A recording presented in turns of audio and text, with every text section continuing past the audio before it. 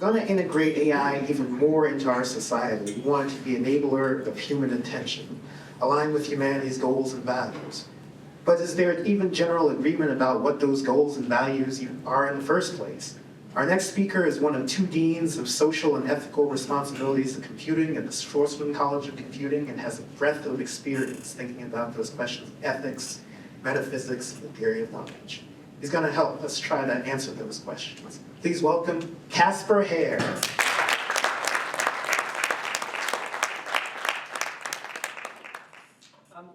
Hello, thank you so much for inviting me here, and welcome back to MIT. Okay, so I want to talk today about AI. As gotten, I'm working. I'm one of 2 people co-directing the Social and Ethical Responsibilities of Computing Initiative at MIT, and so I've noticed that there are these things that my colleagues are fiddling about with all the time, computers, and it's kind of interesting how development in computing is occurring in a way that is and will be influencing what we value. So I want to talk today a little bit about the history of computing and then a little bit about the future. So if you look at the history of computing, you'll see that the field was strongly influenced by certain kinds of milestones that people saw coming from a way off and then subsequently hit. So famously, there was a question early on about arithmetic. Can we design a machine that does arithmetic faster and more accurately than we can? And by we mean the very best human computers. The term computer originally was a term for a job done by these people. And the answer to that, around about the mid-1950s, was yes.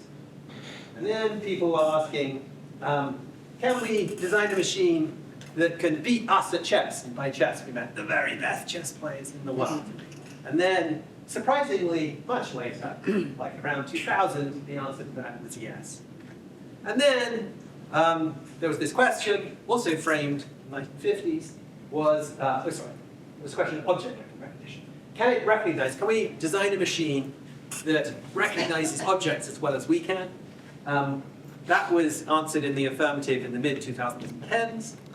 And finally, the famous question, posed in the 1950s, not answered in the affirmative until like 2 years ago, was, can we design a machine that can simulate human conversation in such a way that we couldn't tell when we're interacting through it in a sufficiently disembodied way whether we were talking to a human or to an AI? The answer, famously, of course, was yes. Okay, so what will the future milestones be? So I want to draw attention to 3 interesting questions that I think we can ask and that I think is going to matter when we answer yes to these questions, hit the milestones, and I'm going to try to explain why. Of course, somewhat prejudicial in the way I'm a philosopher, these are also questions that interest philosophers. Okay, you can ask the question, is there something it's like to be the AI? It's a question about consciousness.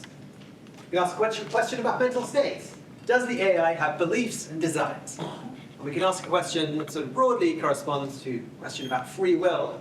Is the AI in principle predictable or unpredictable to us? Let's take these questions in order. Is there something it's like to be the AI? What are we talking about? Okay, so there's a pretty fundamental distinction that we make in the world between things such that we can imagine being those things and things such that we can't imagine being those things. So, what is there on the left of the line? There are some examples of things. Leo Messi scoring the winning goal in the World Cup match for Argentina. A small dog, a bat. What are we saying in saying that something is like to be those things? Well, imagine being Messi scoring that goal. You can do it.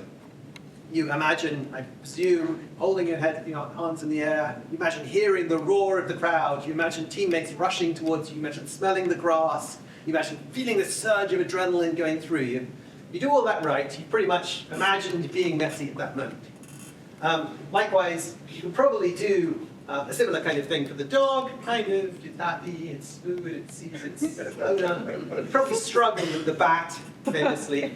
But we think that in each of these cases, there's something that makes the imaginative exercise, trying to imagine being the thing, correct or incorrect. Right? There's something about the world that makes my exercise of imagining being messy a good one. And that fact about the world that makes my exercise of imagining being messy a good one is the fact about what it actually is like to be messy. Contrast that with some things on the right of the line. A rock, a chair. Ask you what it's like to imagine being the rock. Imagine being the rock. Nothing. Imagine being the chair. If you imagine kind of sitting like this, having some heavy person sit on you, going, ouch, not being unable to move your arms and legs, you're not imagining being that chair, you're imagining being a sentient chair, which is not the same thing. There's like no actual chair that exists in the world. Yeah, because there's nothing it's like to be these things. And so where does AI sit on the left or right of this line presently? AI, oh sorry, let me say one more thing. Gosh, the line my thoughts of my slides, jeez.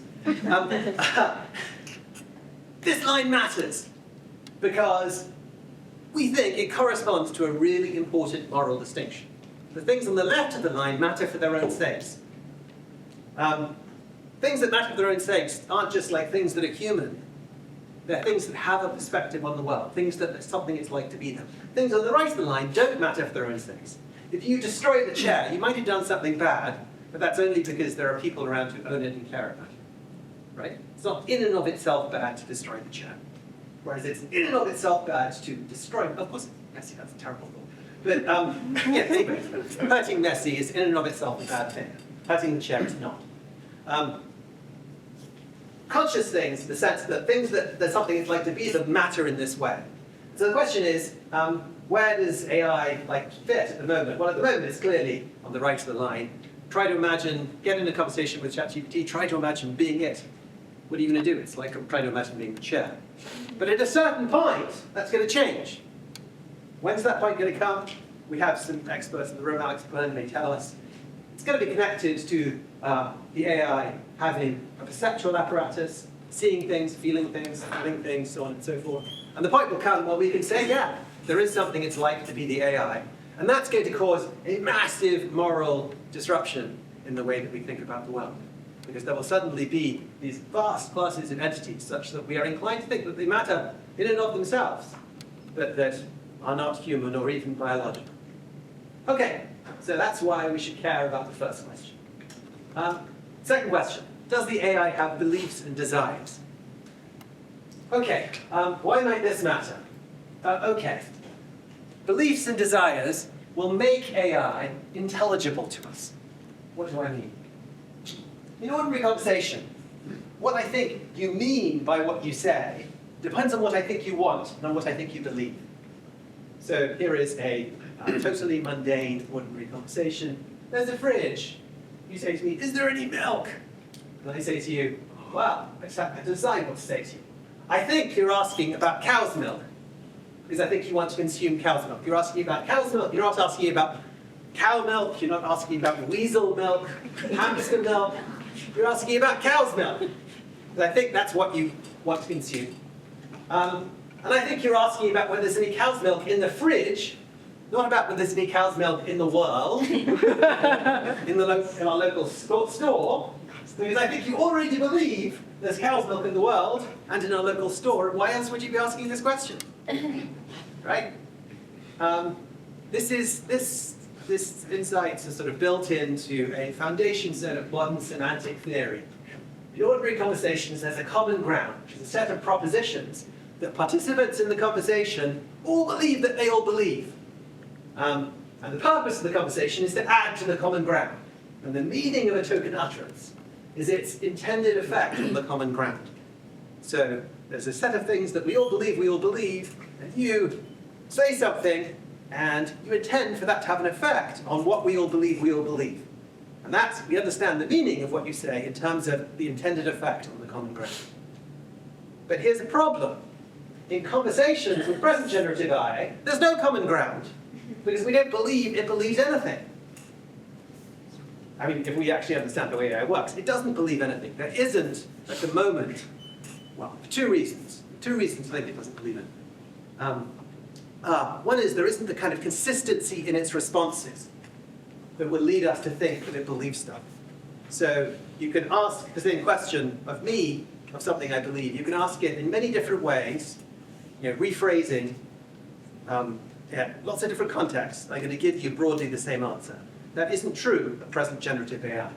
And the second reason why present generative AI, it seems reasonable to say it doesn't have any beliefs, is that to understand what beliefs you have to understand what projects I have, and the way I'm acting in order to realize those projects. My beliefs are what, along with my desires, move me to act. And we're not in a situation in which we can ascribe belief, desire, motivated action to modern generative AI. And for that reason, we're in a situation in which conversations with generative AI are, in a certain sense, unintelligible.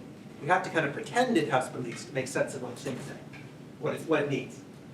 But again, that's going to change, and it's going to be a big change in the way that we can relate to the AI when that changes. Second reason why it's going to matter when AI has beliefs and desires, is that in projects we coordinate with other agents by making assumptions about what they believe and what they desire. So I'm working on the car, I say, pass me a wrench, please. And I think you'll safely hand me a wrench of appropriate shape and size because you believe that that's what I need to succeed in my project, and you want me to succeed in my project. I can trust you to do that because I think that you share a desire that I have. So again, in order to make that kind of trust, it's going to be at least very helpful to be in a situation where I can think of the AI, and it has the belief and it has the desire. So anyway, having beliefs and desires, this is just going to, once the AI has that, that's going to transform the way that we relate to it. Okay, so that's why the second question matters. Third question, corresponding to the third milestone. Is the AI in principle unpredictable to us? So there are different ways in which things might be more or less predictable. They may be easy to predict, hard but possible to predict, or impossible to predict. Let me explain what I mean. Here's a thing that's easy to predict. So a calculator. What's the calculator going to do if I input 3,487 times 286? Well, it's hard for me to predict right now, but give me another calculator. Right. We should have chosen something a bit easier. But give me another calculator, right? And I can just type that in, and I can, with perfect accuracy, predict what object calculator is going to do when given those inputs. After all, it's running a very simple algorithm. Hard but possible to predict. ChatGPT. When you give ChatGPT a certain prompt, you're not going to be able to. There's no alternative ChatGPT thing, such that you can run it, sort of simulate what ChatGPT is going to say when given that prompt. But there could be. After all, it is the present circumstances just running an algorithm. So it's in principle possible if I could somehow create an alternative version of the network of computers all over Silicon Valley that's supporting ChatGPT, that it could be run, and whatever algorithm it's running could be simulated on another machine, and we could get the same outcome. Something that would be impossible to predict would be an AI that had access to predictions and was counter-suggestible to. This brings up an issue that philosophers have been concerned about for a while called the paradox of predictability. It doesn't matter how